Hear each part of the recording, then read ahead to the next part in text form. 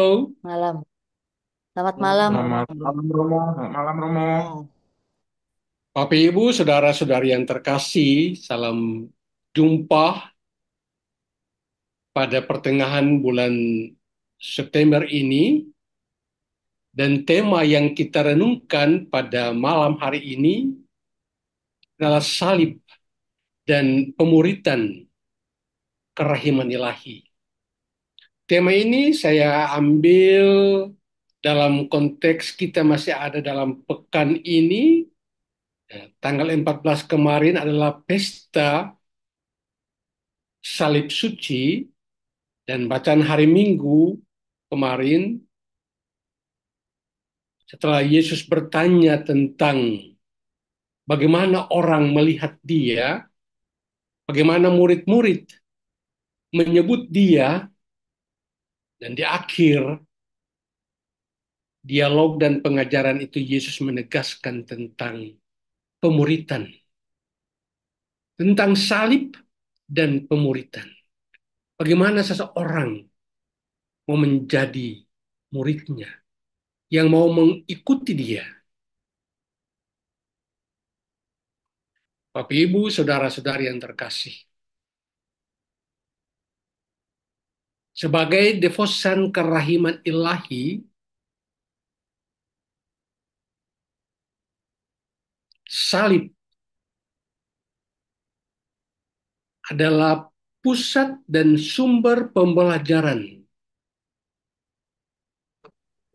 Kalau kita mau sungguh-sungguh menghayati kekayaan kerahiman ilahi itu. Nggak kelihatan gambar suaranya nggak apa. Oh, gambarnya nggak kelihatan. Halo, gambarnya Sudah tampak, Pastor? gambarnya ada. Ada, Pastor. Ada Romo, kelihatan Oh, Romo, ada. oke. Nah, dua tokoh sentral dalam pemuritan kerahiman ilahi adalah Faustina dan Santo Yohanes Paulus kedua.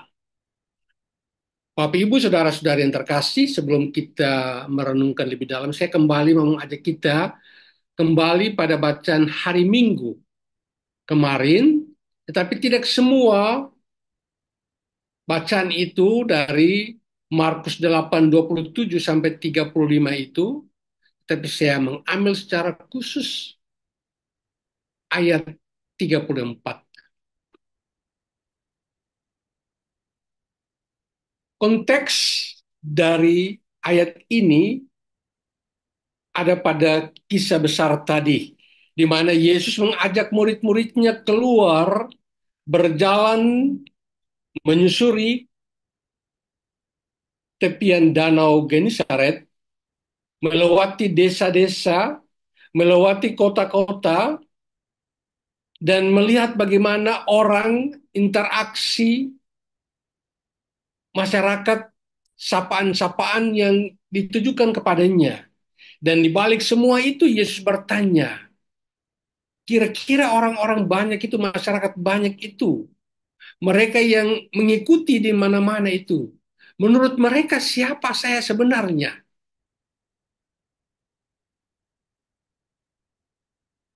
Dan jawaban diberikan, ada beberapa: Nabi Elia, seorang nabi besar. Tetapi secara khusus kepada para murid, Yesus bertanya, kamu yang mengikuti aku selama ini, menurut kamu siapa aku? Dan Petrus mewakili teman-temannya, dan semoga juga mewakili kita. Petrus menjawab, engkau adalah Mesias Putra Allah yang hidup, yang diurapi, yang diberkati, Putra Allah. Dan jawaban itu benar. Yesus tidak menampik, tetapi Yesus mengatakan, jangan beritahu kepada siapapun juga.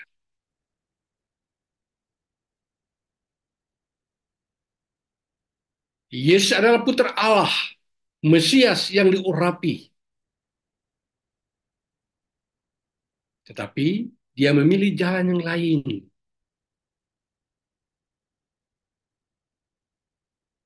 jalan penyangkalan, jalan pengosongan dan penghampaan diri. Oleh karena itu, kepada orang-orang banyak yang mengikuti dia, Yesus berkata, setiap orang yang mau mengikuti aku, ia harus menyangkal dirinya. Putra Allah menanggalkan kealahannya, meninggalkan semua kenyamanan sebagai putra Allah yang terurapi, Mesias yang ditunggu-tunggu, dia tinggalkan semuanya. Dia menyangkal semuanya, menanggalkan semuanya, menghampakan semuanya.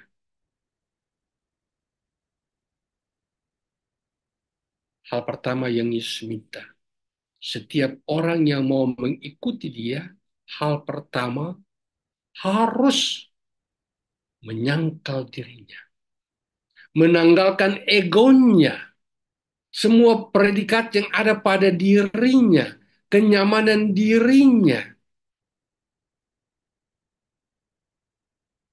Itu hal pertama. Hal kedua, memikul salibnya. Memikul tanggung jawab yang dipercayakan kepadanya. Seberat apapun itu, dia harus memikulnya. Tidak hanya memikul, tetapi mengikuti aku dalam jalan salib. Dihina, didera, diludahi, dipermalukan, ditelanjangi, jatuh dan jatuh dan jatuh, tetapi tidak menyerah. Mengikuti aku sampai pada puncak, pada akhir dari tugas, dari perutusan, dari tanggung jawab, dari kepercayaan yang diberikan. Itulah konteks pengajaran Yesus dan ajakan semua orang yang mau mengikuti dia. Para devosan, Bapak Ibu, saudara-saudari yang terkasih.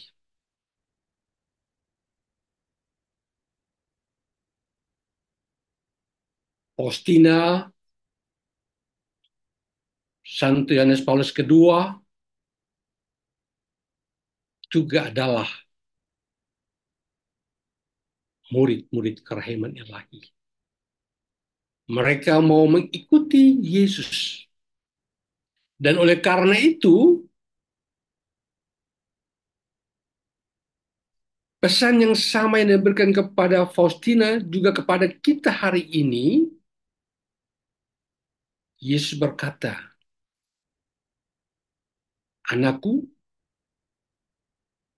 hidupku sejak lahir sampai mati di salib akan menjadi model bagimu. Mengikuti dia berarti belajar dari bagaimana Putra Allah, Mesias, menanggalkan kealahannya dan lahir di kandang binatang. Lahir sebagai seorang buangan yang ditolak oleh masyarakat, pintu-pintu tidak ada satupun yang terbuka, dan dia harus terlahir dibaringkan di palungan hanya dengan selai kain lampin yang membungkus dirinya.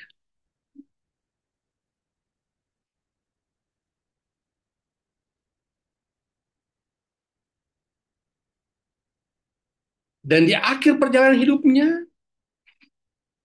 dia juga tidak mati secara terhormat, tapi dia mati di luar kota sebagai orang buangan, sebagai penjahat, sebagai orang terkutuk,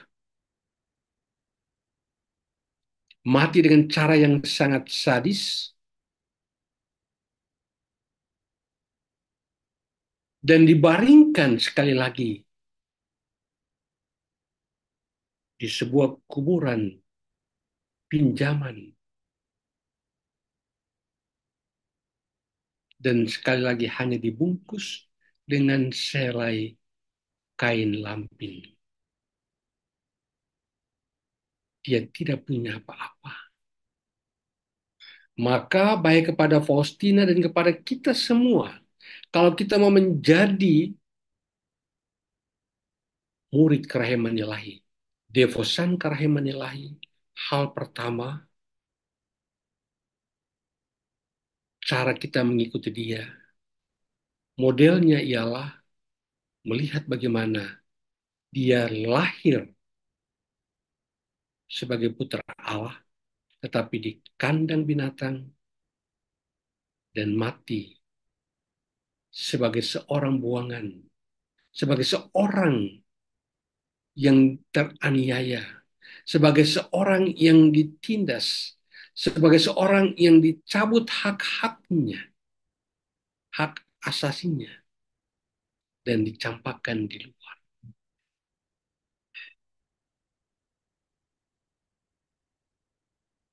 Itulah salib. Salib yang harus dipikul. Salib yang harus diterima.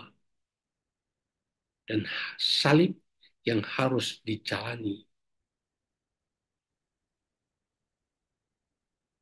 Bapak, Ibu, saudara-saudari yang terkasih. Beberapa waktu lalu, waktu saya menjelaskan makna penderitaan dan rahmat kerahiman, banyak orang berkata, Romo, kenapa kita harus menderita? Orang-orang di luar sana berbicara tentang bagaimana hidup sejahtera, bahagia, penawaran tentang teologi kebahagiaan, teologi sukses. Kenapa Gereja Katolik senantiasa mengajak kita untuk mendalami teologi salib sebagai murid, sebagai pengikut Yesus? Bapak, Ibu, saudara-saudari, tidak ada kemuliaan, tidak ada kebahagiaan, tidak ada kesuksesan tanpa salib Tuhan.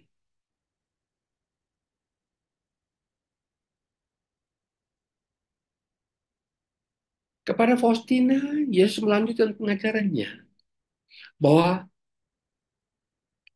kelahirannya di kandang Bethlehem dan kematiannya di puncak Golgota tidak cukup hanya menjadi sebuah model, tapi Yesus menekankan, hidupmu harus dibentuk menurut hidupku. Yesus mau agar hidup kita dibentuk menurut hidupnya. Hidup Yesus mulai dari palungan sampai ke kematiannya di kayu salib.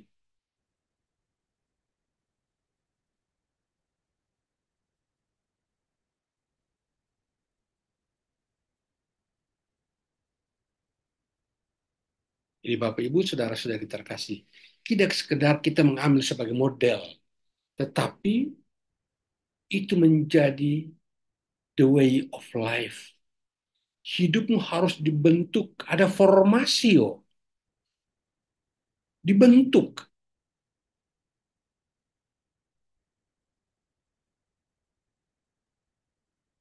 Kita menjadi alter Kristus, gambaran Kristus yang lain, wajah Kristus yang lain, wajah kerahiman yang lain di tengah-tengah kehidupan kita. Yesus menghendaki itu. hidup kita dibentuk menurut hidupnya. Mulai dari palungan sampai ke kematian Yesus disalib. Artinya Yesus minta kita, Bapak Ibu Saudara-saudari, ada sebuah sikap batin untuk tidak mengandalkan apapun dalam diri kita. Tidak menggantungkan harga diri kita pada status atau gelar atau jabatan atau kekayaan apapun juga. Justru Yesus menghendaki kita menanggalkan semuanya itu dan membiarkan kita memakai lampin yang ia pakai, menggunakan palungan yang ia pakai, menjadikan sebagai busana kita dan menapaki jalan-jalan kehidupan kita sampai ke akhir dengan sikap taat, bela rasa, mengampuni, mengampuni, dan mengampuni.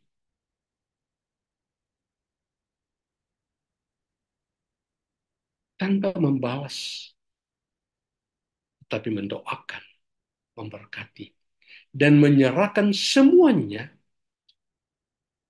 bagi orang lain. Itu yang Yesus minta dari kita yang mau menjadi murid-murid kerahiman ilahi, yang mau menjadi wajah kerahiman ilahi, yang mau menjadi cermin kerahiman ilahi, yang memantulkan wajah kerahiman ilahi itu di tengah-tengah kehidupan kita.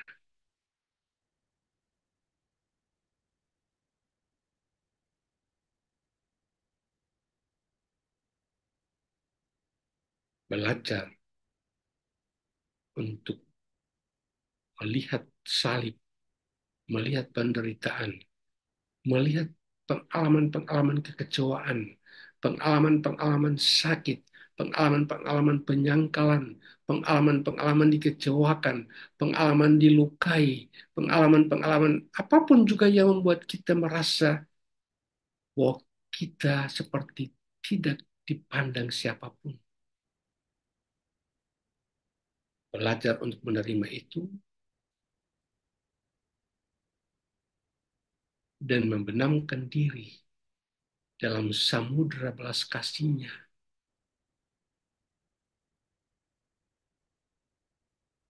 Itulah yang diminta Yesus. Kalau kamu mau menjadi muridku.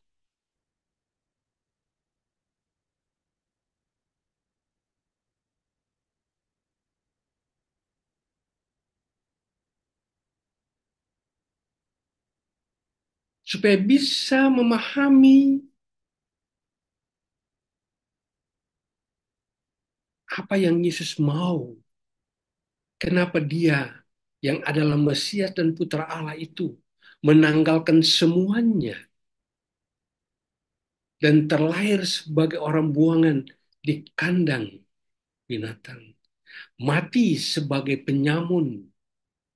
Mati sebagai seorang yang dicabut hak-hak asasinya. Supaya kita memahaminya, maka Yesus berkata, resapilah misteri-misteriku.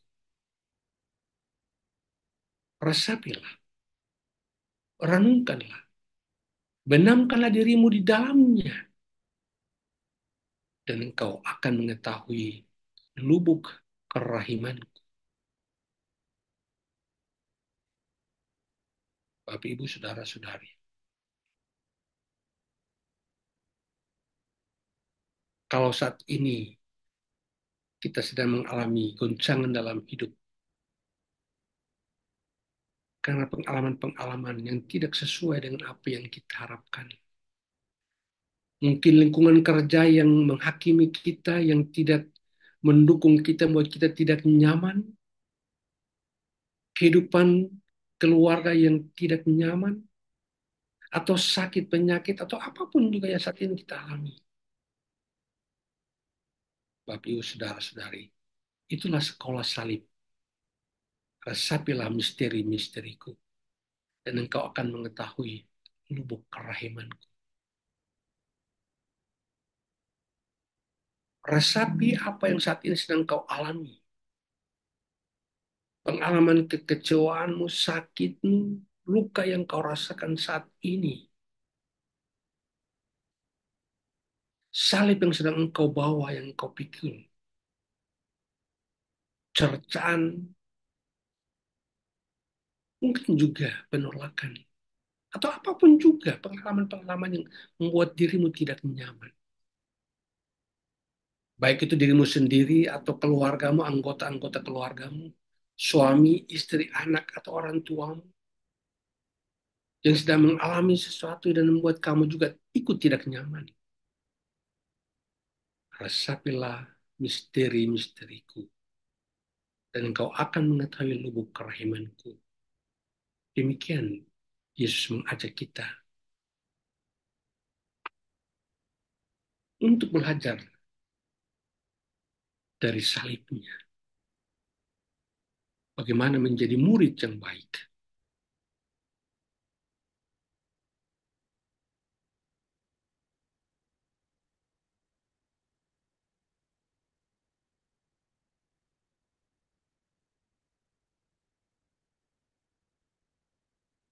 Bapak, Ibu, saudara-saudari, kadang kita merasa bahwa kalau kita mengalami penderitaan, kita merasa kita orang yang paling susah di dunia. Kita merasa kita sendirian.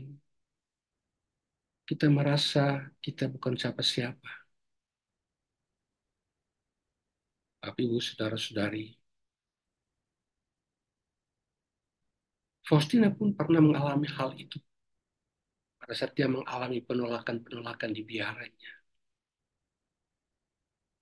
Tetapi kepada Faustina, Yesus berkata, anakku, hatiku paling senang kalau engkau mau menderita.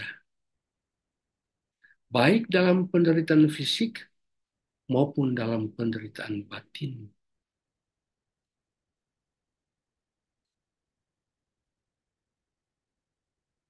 Aku menghendaki aroma penderitaanmu itu murni dan tak tercemar. Suatu cinta yang murni, perawan, tak bercela, tak bernoda.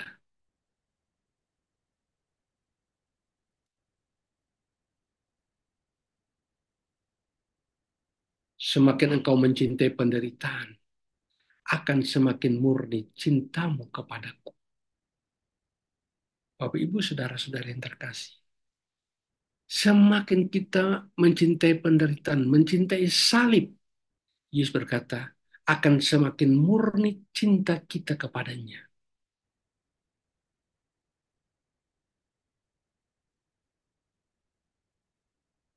Hatiku paling senang kalau engkau mau menderita. Aneh, ya. Kelihatan kan aneh, kok Yesus kok senang kalau kita menderita. Apakah dia mau dia orang yang mengalami kepuasan kalau melihat orang lain itu menderita? Baik penderitaan fisik maupun penderitaan batin. Bapak, Ibu, saudara-saudari.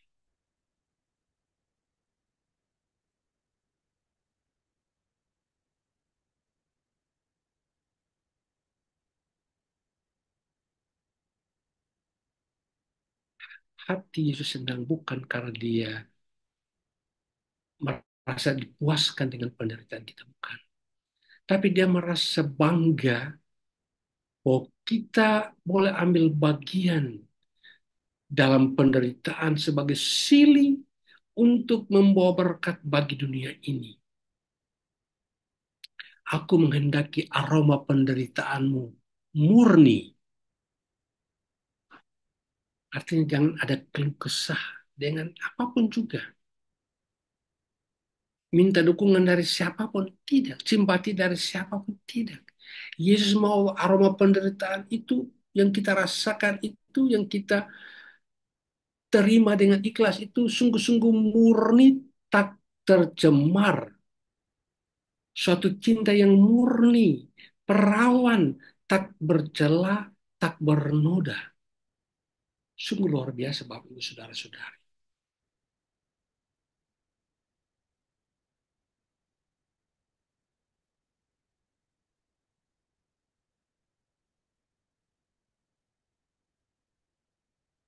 Salib yang adalah tanda penghinaan itu adalah tanda kemenangan, tanda kebangkitan. Penderitaan yang adalah tanda hinaan itu adalah kebangkitan, adalah sukacita, adalah bahagia yang Tuhan siapkan untuk kita.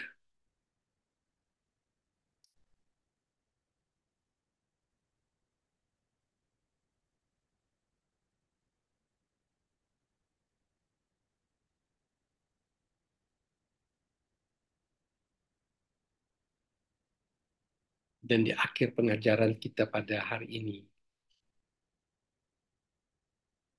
sekali lagi Romo mengutip kata-kata Yesus kepada Faustina. Penderitaan akan menjadi tanda bagimu bahwa aku menyertai engkau. Jadi Bapak Ibu Saudara-saudari, kalau kita tidak menerima penderitaan kita, kita menolak penyertaan Tuhan dalam hidup kita.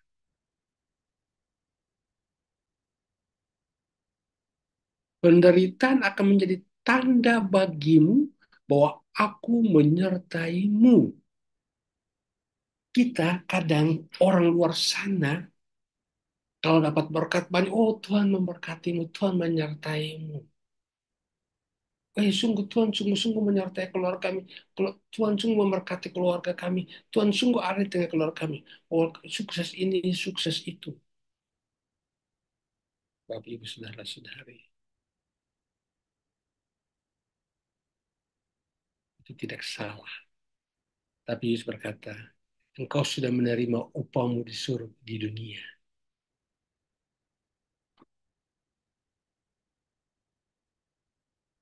Tetapi pada saat kita dengan tulus, ikhlas, dengan murni, aroma yang murni, yang tak bercela, menerima penderitaan, maka itu akan menjadi tanda bagi kita bahwa Tuhan menyertai kita. Maka Bapak Ibu Saudara-saudara terkasih, jangan pernah takut untuk mengalami salib dalam kehidupan. Belajar untuk ikhlas, belajar untuk tulus menerima, belajar untuk mengampuni dan mendoakan orang-orang yang menyebabkan Anda menderita, belajar untuk menyatukan penderitaanmu, salibmu dengan Yesus, dan berjalan bersama-sama dengan Dia.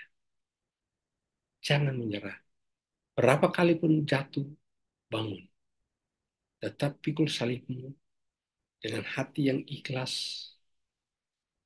dan berjalan sampai pada titik akhir perjuangan.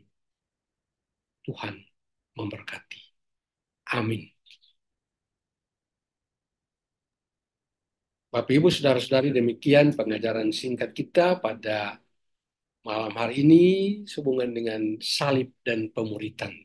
Semoga kita belajar mau menjadi murid karena menilahi dengan melihat penderitaan sebagai cara Tuhan menyertai kita dalam hidup. Terima kasih, selamat malam.